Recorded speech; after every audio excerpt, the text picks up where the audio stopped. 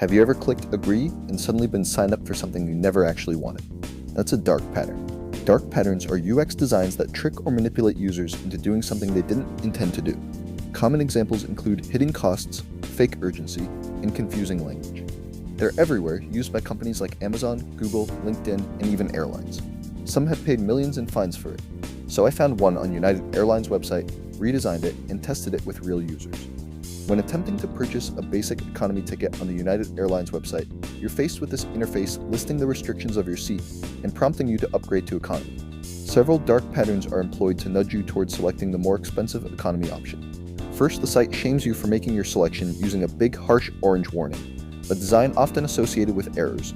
Every sentence begins with no, or lists something you cannot get with this ticket. A deceptive version of trick wording occurs with these icons. If you don't read all the tiny text or speak English fluently, you might be driven to believe your ticket involves no seat, no baggage, or no airplane.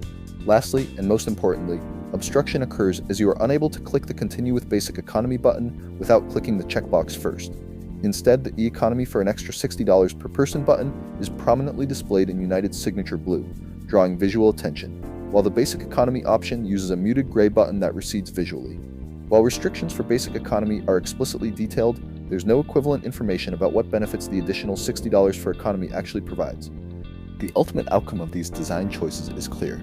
The user is guided into spending more money, while the airline increases revenue. While the user does ultimately benefit from the additional features of the upgraded purchase, the manipulative nature of the interface prevents truly informed decision-making based on actual needs rather than emotional reactions to the design.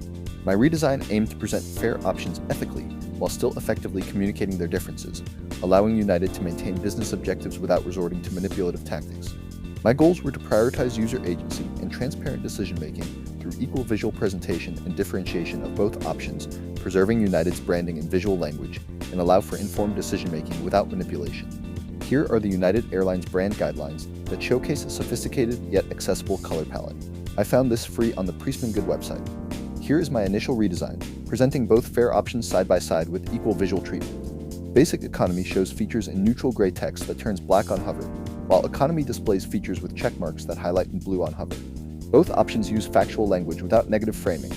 I conducted usability testing with 4 university students and 1 middle-aged adult. Users expected to click the cards, not hover. One said, "You can't click these. I thought they would be selectable cards." They also struggled with airline jargon. Wait, so does this mean I can't bring a backpack at all? Or just not a roller bag?